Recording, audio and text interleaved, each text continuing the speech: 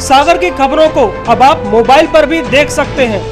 आज ही अपने Android mobile के प्ले स्टोर और विंडोज मोबाइल के ऐप स्टोर में जाकर फ्री इंस्टॉल करें सागर टीवी न्यूज ऐप।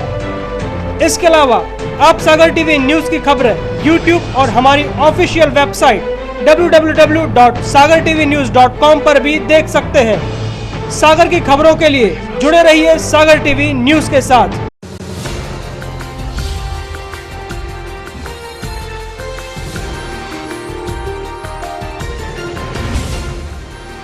आप देख रहे हैं सागर टीवी न्यूज। नमस्कार, सागर टीवी न्यूज में आपका स्वागत है। मैं मधु नामदेव। आइए नजर डालते हैं दिन भर की खास खबरों पर। सर्वदलीय संघर्ष मोर्चा 21-22 दिसंबर को दिल्ली स्थित जंतर मंतर पर देगा धरना। रेल सुविधाओं को बढ़ाने, सिंचाई विकास निगम बनाने, डॉक्टर गौर को भारत रत्न दिए जाने की है मांग। प्रेस कॉन्फ्रेंस कर दी जानकारी। खुरई के पास कचरौंदा गांव में हुआ दो पक्षों में विवाद। आपसी विवाद में 3 लोग हुए घायल। घायल जिला अस्पताल में भर्ती। इलाज के दौरान एक की हुई मौत। जैसी नगर में एक व्यक्ति ने एक युवक पर किया धारदार हथियार से हमला। मकान बनाने को लेकर हुआ था विवाद। कैंट प्रशासन ने कैंट की जमीन से हटाया अतिक्रमण। कृष्णगंज वार्ड स्थित कैंट की भूमि पर बने कच्चे मकानों को तोड़े जाने की हुई कार्रवाई। दबंगों द्वारा पीने के पानी से सिंचाई करने के विरोध में सानोदा गांव के गरीब दलित लोगों ने कलेक्टर को सौंपा ज्ञापन। मामले की जांच कराकर कार्रवाई करने की कर रहे हैं मांग। अब खबरें विस्तार से। बुंदेलखंड में रेल सुविधा के बढ़ाने और डॉक्टर गौर को भारत रत्न दिए जाने की मांग सहित अन्य मांगों को लेकर सर्वदलीय नागरिक संघर्ष मोर्चा के संयोजक रघु ठाकुर अपने कार्यकर्ताओं के साथ जंतर मंतर पर धरना देंगे, जिसको लेकर मंगलवार को रघु ठाकुर ने प्रेस कॉन्फ्रेंस की। शहर में मंगलवार को सर्वदलीय नागरिक संघर्ष मोर्चा के संयोजक रघु ठाकुर ने प्रेस कॉन्फ्रेंस की। सर्वदलीय नागरिक संघर्ष मोर्चा 21 और 22 दिसंबर को दिल्ली स्थित जंतर मंतर पर अपनी मांगों को लेकर 2 दिवसीय धरना करने वाला है, जिसको लेकर मोर्चे ने प्रेस कॉन्फ्रेंस की। प्रेस कॉन्फ्रेंस में मोर्चे के संयोजक रघु ठाकुर ने बताया कि हमारी मांगे हैं कि बुंदेलखंड में रेल सुविधाओं का विस्तार हो, जैसे नई रेल लाइनों का निर्माण हो, साथ ही नई ट्रेनों का परिचालन किया जाए। बुंदेलखंड में सिंचाई का रकबा बढ़ना चाहिए, जिसको लेकर उनकी सिंचाई विकास निगम के निर्माण की भी मांग है।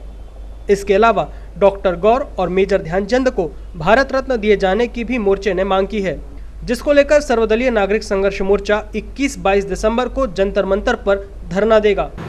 3 बिंदु मुख्य तौर पर भी मोर्चे ने उठाए हैं। एक रेलवे की सुविधाओं को लेकर के, और पिछले दिनों 3 दिसंबर को भारत के रेल राज्य मंत्री श्री मनोज सिन्हा जी से भेंट की थी मोर्चे के प्रतिनिधिमंडल ने। उन्हें अहमदाबाद पटना को सागर दमोह के निकालने पर धन्यवाद भी दिया। इसके साथ साथ जो हम लोग की रेल की मांगे हैं, इनमें नए रेल लाइनों के निर्माण, उनके सर्वेक्षण को पूरा कराना, नई गाड़ियों को चलाना, बुंदेलखंड को दक्षिण से जोड़ना, बुंदेलखंड से पूना के लिए गाड़ी को चलाना, आदि सभी मांगों के उनसे उनको ज्ञापन दिया है। वो उम्मीद है कि वो अपने सहयोग उन्होंने जो किया है सहयोग करेंगे। हमको धन्यवाद देना चाहते हैं। मोर्चे ने सिंचाई विकास निगम की मांग पहले भी की थी, और पिछले जल संसाधन मंत्री श्री हरीश रावत ने उस समय राज्य सरकारों को पत्र भेजा था संघात्मक ढांचे की सहमति के लिए। अभी नई सरकार से हम उम्मीद करते हैं कि उसमें भी हमको इस पर समर्थन मिलेगा और इस पहल को आगे बढ़ाएंगे। पर्यटन केंद्रों को लेकर के यहाँ के विकास के लिए, उनको चिन्हित करने के लिए और परिक्रमा पथ बनाने के लिए हम लोगों ने मांग रखी है। डॉक्टर हरी सिंह गौर और मेजर ध्यानचंद को भारत रत्न देने की मांग को भी मोर्चे ने उठाया है, और हम लोगों ने इस बात पर जोर दिया है। हमको उम्मीद है कि भारत सरकार इसके बारे में भी अच्छा निर्णय।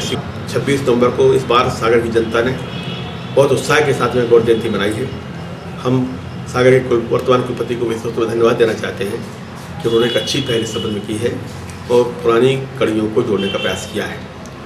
भारत रत्न को लेकर के हस्ताक्षर अभियान भी चला है, और मोर्चे ने 26 नवंबर को भी उसको यहाँ चलाया था। तो इस संबंध में हम लोग पहल कर रहे हैं।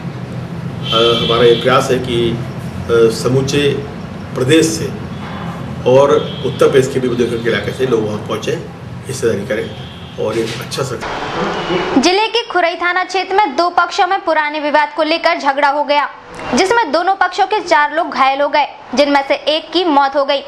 पुलिस मामले की जांच कर रही है। खुरई थाना क्षेत्र के कचरौंदा गांव में सोमवार की दोपहर महेंद्र और उनके चाचा चंद्रभान यादव का गांव के ही संतराम अहिरवार, गंगाराम और किस्सू आदि से झगड़ा हो गया।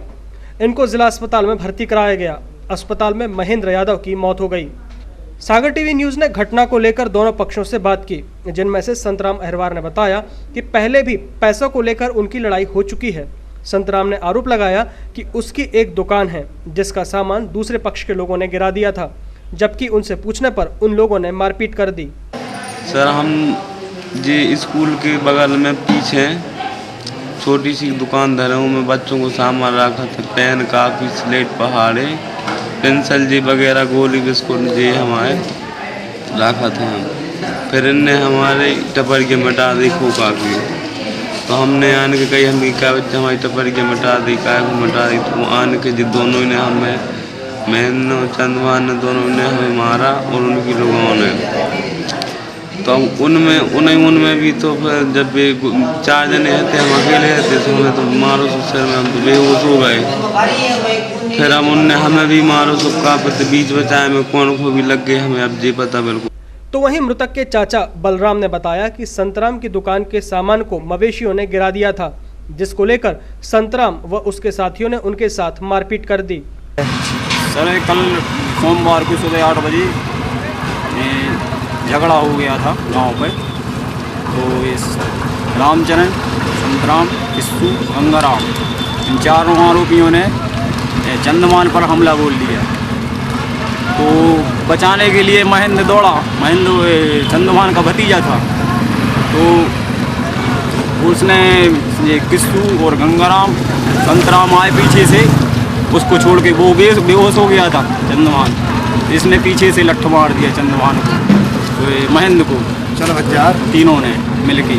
तो वो भी बेहोशी हालत में सर खुरई आया, खुरई से सर यहाँ रेफर कर दिया, तो यहाँ उसकी मृत्यु हो गई।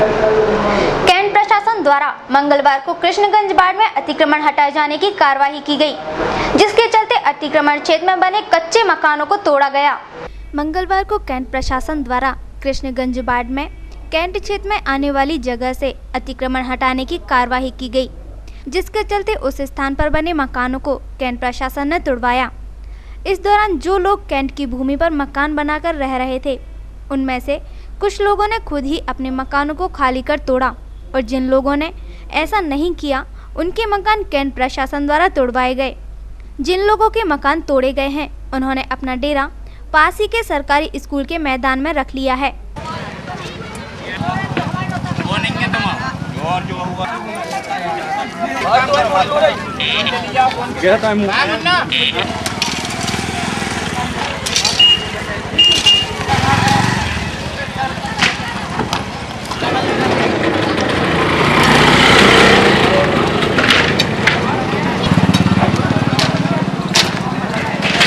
विमुक्त घुमक्कड़ और अर्ध घुमक्कड़ जाति को प्रमाण पत्र दिए जाने की मांग को लेकर शहर के कुछ लोगों ने मंगलवार को कलेक्टर को ज्ञापन सौंपा है। मंगलवार को शहर के विमुक्त घुमक्कड़ और अर्ध घुमक्कड़ जाति के कुछ लोगों ने अपनी मांगों को लेकर कलेक्टर को ज्ञापन सौंपा है।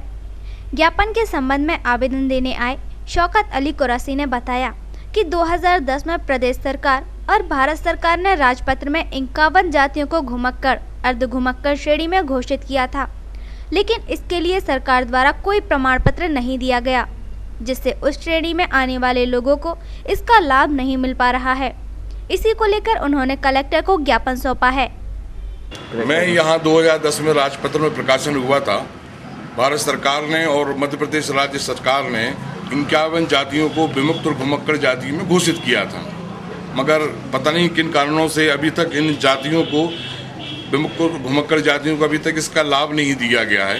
तो हम कलेक्टर साहब से उसी बात का निवेदन करने आए थे कि मध्य प्रदेश शासन द्वारा चलाई जा रही योजनाओं का लाभ विमुक्त और घुमक्कड़ जाति को कैसे प्राप्त हो, इसके लिए प्रमाण पत्र होना आवश्यक है। इसलिए हम प्रमाण पत्र जारी करने के लिए हम कलेक्टर साहब से निवेदन करने के लिए आए थे। क्या बोला कलेक्टर साहब? कलेक्टर साहब ने आश्वासन दिया है कि इसका एक जल्दी से जल्दी हम जो है सर्कुलर जारी कर देंगे समस्त SDM तहसीलदारों को कि इस जिले में इसकी तो तत्काल इसकी कार्रवाई की जाए और हम लोगों को विश्वास है कलेक्टर साहब की बात पर कि हम लोग इस कार्रवाई को करवाने में सक्षम रहेंगे। सरकारी जगह में मकान बनाने को लेकर हुए विवाद में एक व्यक्ति ने एक युवक पर धारदार हथियार से हमला कर दिया। गंभीर रूप से घायल युवक का इलाज जिला अस्पताल में चल रहा है। जैसीनगर थाना अंतर्गत वीरपुरा गांव में एक व्यक्ति ने एक युवक पर धारदार हथियार से हमला कर दिया, जिससे युवक गंभीर रूप से घायल हो गया, जिसे जिला अस्पताल में भर्ती कराया गया है। घटना सोमवार की दोपहर की है, जब शेर सिंह लोधी सरकारी जगह पर अपना मकान बना रहा था, जिसका पप्पू लोधी ने विरोध किया तो शेर सिंह ने पप्पू पर धारदार हथियार से हमला कर दिया। घटना के संबंध में घायल पप्पू लोधी ने बताया कि जहां शेर सिंह अपना मकान बना रहा है, वहीं से हमारा निकाश है। मकान बनाने पर मैंने जब आपत्ति जताई तो शेर सिंह ने कुल्हाड़ी से हमला कर दिया। क्या हुआ है? झगड़ा हो गया। कौन से किस बात को लेकर? रास्ते में बाहर का जगह है, सब लगाने चाहिए। उन्होंने कल मारा था पीछे से। किसने मारा? शेर सिंह। क्या बना रहे हैं वो वहाँ पे? ये जंगल है, बेड़ा थे। तो आप क्यों रोक रहे थे उनको? वहाँ से हमारा निकास है तो हमारी गली बंद हो जाती। तो क्या कहने लगे वो? उन्होंने कुछ नहीं कही गया, मार दो पीछे से मार दो। कब की घटना है? कल 2 बजे की। आपने शिकायत की किसी की? मेरे भाई ने उन्हीं की रिपोर्ट की। वहीं घटना के बाद जैसीनगर पुलिस ने मारपीट का प्रकरण दर्ज कर लिया है और मामले की जांच में जुट गई है। विकास यादव, सागर टीवी न्यूज। दबंगों द्वारा दलित गरीबों का पीने का पानी छीनकर सिंचाई करने को लेकर सानौदा गांव के लोगों ने मंगलवार को कलेक्टर को ज्ञापन सौंपा है और मामले की जांच कर कार्रवाई करने की मांग की है। मंगलवार को सानौदा गांव से आए दलित लोगों ने कलेक्टर को ज्ञापन सौंपा है। उन लोगों ने गांव के दबंगों पर पीने का पानी छीनकर सिंचाई करने का आरोप लगाया है। आवेदन देने आए गांव वालों ने बताया कि पिछले 15 सालों से वे लोग जिस हैंडपंप से पीने का पानी भरते थे, उसके पास ही गांव के दबंगों ने दूसरा बोर करा लिया है और उसमें बोरवेल मोटर डालकर खेतों में सिंचाई करते हैं। जब से उन्होंने पुराने ट्यूबवेल के पास नया ट्यूबवेल खुदवाकर उससे सिंचाई करना शुरू किया है, तब से उनके हैंडपंप का पानी चला गया है और गांव के दबंग अपने ट्यूबवेल से पानी नहीं भरने देते हैं। इसकी शिकायत उन लोगों ने कलेक्टर से की है और मामले की जांच कर कार्रवाई करने की मांग की है। श्रीमान जी, हम सानौदा के पानी की समस्या लेके आए हैं और हमारे यहाँ सार्वजनिक गड्ढा सरकारी में हुआ था 15 साल पहले। वहाँ से 24 घंटा पानी मिलता था हम लोगों को और आज वहीं पर 50 फुट दूर मुकद्दम को लेकर ने गड्ढा करवा लिया, तो उस गड्ढा का पानी उस गड्ढे में चला गया। हम लोगों को 15 दिन से पानी नहीं मिल रही। ये बताओ कितने आदमी हैं और एक गड्ढा और उनको पहुँचा देता था पानी? हाँ, 24 घंटा चलता था सर, एक गड्ढा पानी पहुँचाता था। अब क्या कारण है कि आप लोगों को पानी नहीं? अब कारण यही होगा कि उसका पानी उसमें चला गया तो वो पानी गड्ढा बंद हो गया। किसमें चला गया? दूसरे गड्ढा मुकद्दम ने जो करवाया है उस गड्ढा में चला गया। अभी हम लोग जितने ग्रामवासी आए हुए हैं साथ में, सही पानी की समस्या से परेशान हैं। हमारे पास एक ट्यूबवेल का गड्ढा लगा हुआ था जिससे 7-8 वार्डों के लोगों का चलता था। अब वहीं पे उसी गड्ढे के बाजू में 50-60 फुट की दूरी में एक दबंग उदय राज कहलाते हैं पुलिसगर, उन्होंने गड्ढा करवा लिया है, जिससे हम लोगों के सार्वजनिक गड्ढे का पानी उसमें चला गया है। इसलिए पानी की समस्या हो गई। हम लोग उनके गड्ढे से वो पानी भरने नहीं देते किसी को, इसलिए हम लोग बड़े परेशान हैं। आप कितने दिनों से समस्या से पीड़ित हैं? अभी हम लोगों को ज़्यादा दिन नहीं हुआ, 15 दिन से हुई है ये समस्या, क्योंकि उन्होंने गड्ढा करवाया और तुरंत मोटर डलवा ली, उस वजह से ये दिक्कत आ गई। इससे पहले पानी हाँ भरपूर था, हमारे यहाँ 24 घंटे गड्ढा चलता था। राज्य सरकार के निर्णय अनुसार आमजनों की शिकायतों व समस्याओं के त्वरित निराकरण के लिए प्रत्येक सप्ताह के हर मंगलवार को जन सुनवाई कार्यक्रम होता है। इसी क्रम में कलेक्टर अशोक कुमार सिंह ने आज मंगलवार को जन सुनवाई में 40 आवेदकों की समस्याएं सुनी तथा समस्याओं को निपटाने के लिए संबंधित अधिकारियों को निर्देशित किया। मंगलवार को आयोजित जन सुनवाई में ग्राम सानौदा के ग्रामीणों ने संयुक्त हस्ताक्षर से आवेदन प्रस्तुत किया कि ग्राम पंचायत सानौदा के वार्ड क्रमांक 19 व 20 के सार्वजनिक 10 फुट चौड़े रास्ते पर कतिपय व्यक्तियों ने अवैध अतिक्रमण कर रास्ता बंद कर दिया है। उन्होंने सार्वजनिक रास्ते से अतिक्रमण हटवाए जाने का अनुरोध किया। इस संबंध में तहसीलदार सागर को त्वरित कार्रवाई करने के निर्देश दिए गए। जन सुनवाई में शासकीय नेहरू महाविद्यालय देवरी के BA 5वें सेमेस्टर के छात्र अमर जोशी ने आवेदन दिया कि 243 विद्यार्थी उनके साथ राजनीति विज्ञान की परीक्षा में बैठे थे, जिसमें से केवल 43 छात्र उत्तीर्ण हुए व शेष 200 विद्यार्थी फेल कर दिए गए।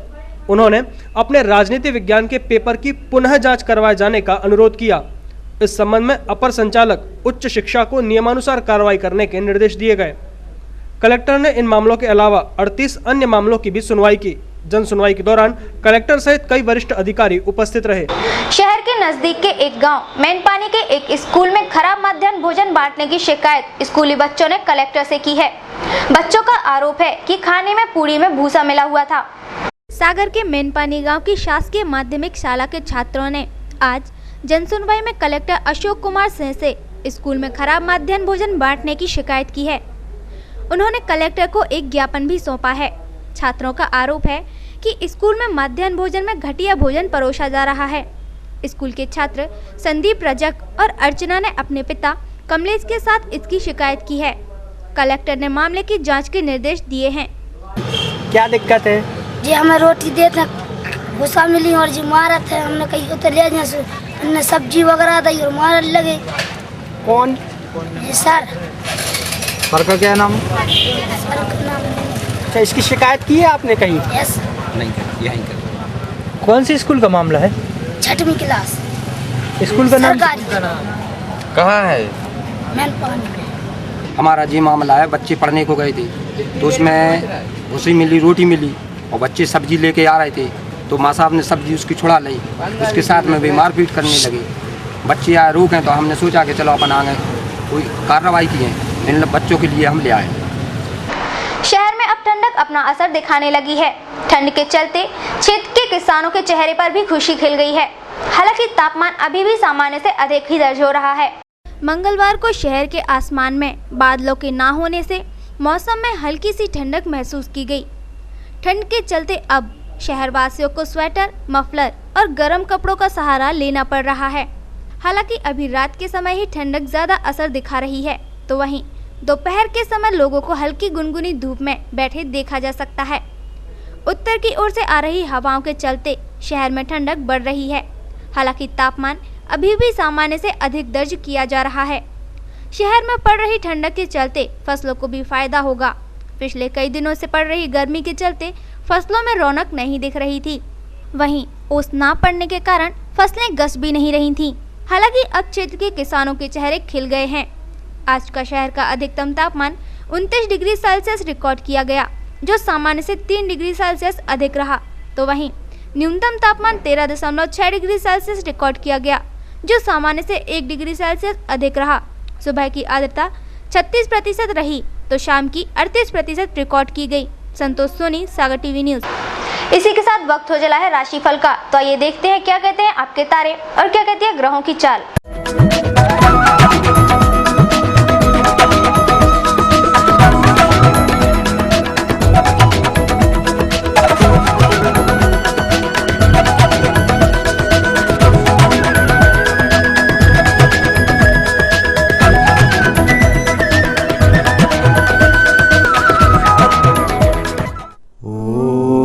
मेष राशि वालों के लिए कार्य क्षेत्र में वृद्धि के योग होने के कारण संबंध व परिचय क्षेत्र बढ़ेगा। व्यापार अच्छा चलेगा। परिवार से सहयोग मिलेगा।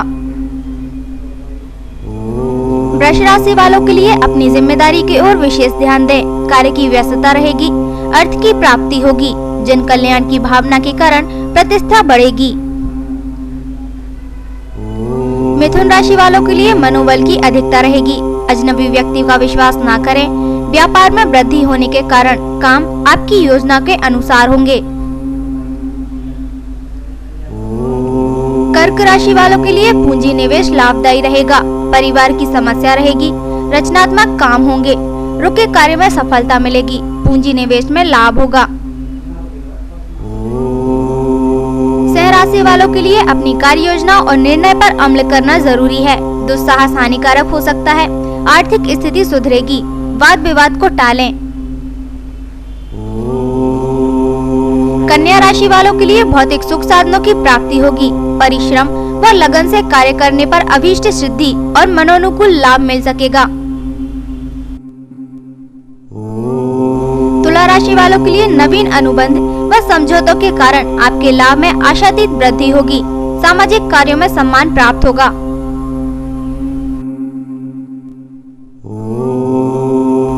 वृश्चिक राशि वालों के लिए स्थायी संपत्ति क्रय करने में जल्दी ना करें। अनुकूल परिणाम के लिए सक्रियता और निश्चितता आवश्यक है। ऋण लेना पड़ सकता है। धनु राशि वालों के लिए विशेष लाभ व उन्नतिकारक योग के कारण मन में प्रसन्नता रहेगी। पारिवारिक चिंता एवं प्रतिस्पर्धा से उत्तेजना बढ़ेगी। व्यापार अच्छा चलेगा। मकर राशि वालों के लिए आपके पराक्रम की प्रशंसा के कारण आपके पास आने वाले व्यक्तियों की अधिकता रहेगी। जल्दबाजी नुकसानदायक रहेगी। कुंभ राशि वालों के लिए व्यापार में नई योजनाओं का प्रारंभ होगा। आय में वृद्धि होगी। अपनी बुद्धिमानी से स्थिति सुदृढ़ बना सकेंगे। स्थायी संपत्ति की प्राप्ति की भी योग है। मीन राशि वालों के लिए धन आने से विलंब होगा। वाद विवाद से मानसिक कष्ट बढ़ेगा। मानसिक द्वंद के कारण आपकी निर्णय क्षमता प्रभावित होगी।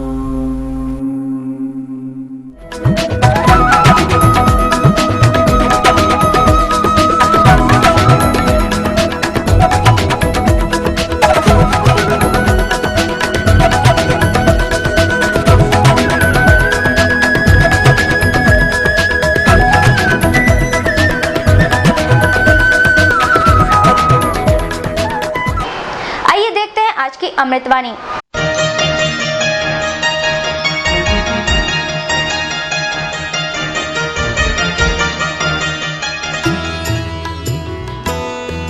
आज की अमृतवाणी। समय का कोई भी क्षण ऐसा नहीं है जो भाग्य निर्माण के लिए अवसर उपस्थित ना करता हो, लेकिन यदि कोई व्यक्ति अवसर के उस क्षण को ना पहचान सके, ग्रहण ना कर सके और वह गुजर जाए तो फिर वह हाथ नहीं आता।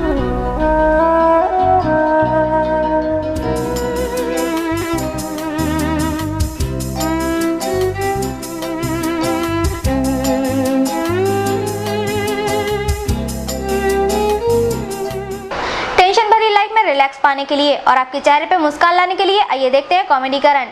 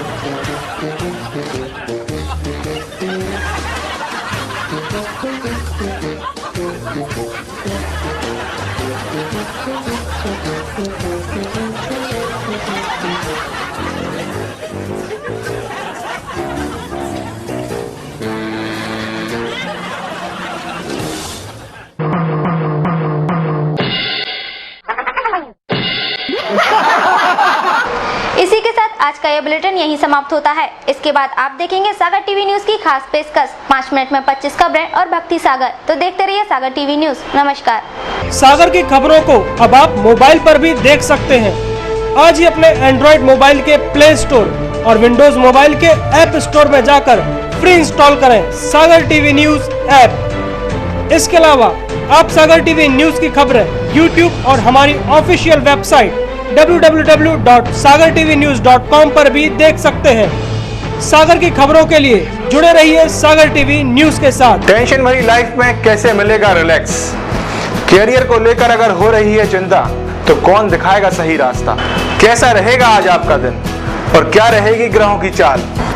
खाना खाने का और खिलाने का अगर रखते हैं शौक, कैसे बनाएंगे अपनी रसोई को बेहतर? और जब घर बैठे करना हो तीर्थों के दर्शन और ईश्वर की भक्ति में डूबने का हो पूरा मन, तो फिर देखिए सागर टीवी न्यूज पर 6 नए कार्यक्रम।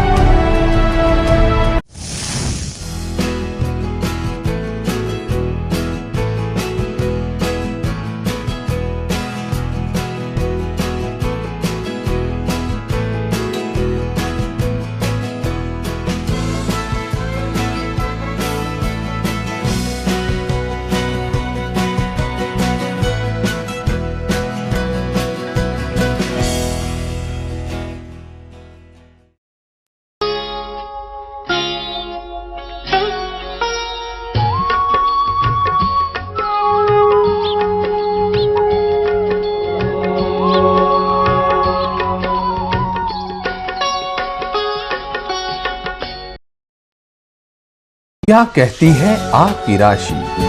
कौन सा समय है आपके लिए शुभ? क्या है आज ग्रहों का रहस्य? कैसा रहेगा ये दिन आपका? जानने के लिए देखिए हमारा कार्यक्रम।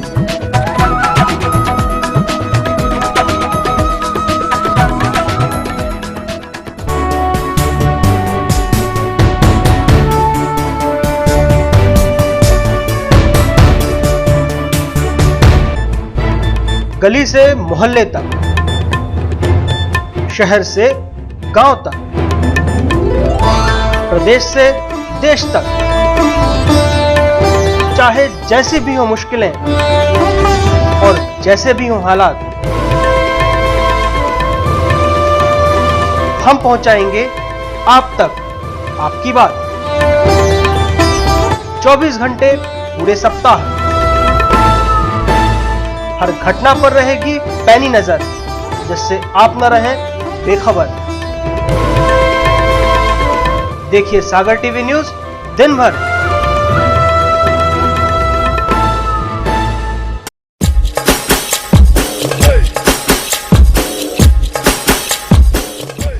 विज्ञापन ही व्यापार का आधार है। सागर के नए न्यूज चैनल सागर टीवी न्यूज में विज्ञापन देने के लिए संपर्क करें 470777 9301 532155।